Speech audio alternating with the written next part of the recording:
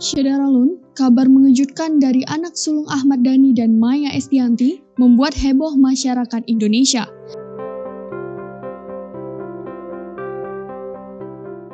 Kakak tertua Dul Jailani dikabarkan sudah menikah sirih dengan kekasihnya Alyssa Dagues. Bukan mengklarifikasi, reaksi berbeda justru disampaikan oleh Ahmad Dhani. Dilansir Tribun Style dari YouTube Surya Citra Televisi pada Rabu 9 Februari 2022, Ahmad Dhani mengiyakan kabar yang beredar tersebut meski tidak secara gamblang. Nggak tahu ya, tanya semua orang ya. Nah itu dia, lagi susah dicari nih kakak Al. Mungkin nikah siri ya, nggak tahu. Ahmad Dhani berpendapat jika usia itu dirasa sudah matang untuk putra sulungnya membina rumah tangga. Ia pun memberikan dukungan penuh untuk sang putra agar segera menikah.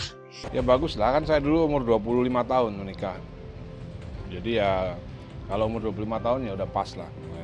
Secara terpisah, Ustadz Dery Sulaiman justru membenarkan kabar tersebut. Ia mengakui diminta tolong oleh Ahmad Dhani untuk mengurus pernikahan putra sulungnya itu. Saya udah dari 4 tahun lalu, sejak mereka pacaran pertama, Mas Dhani udah bilang,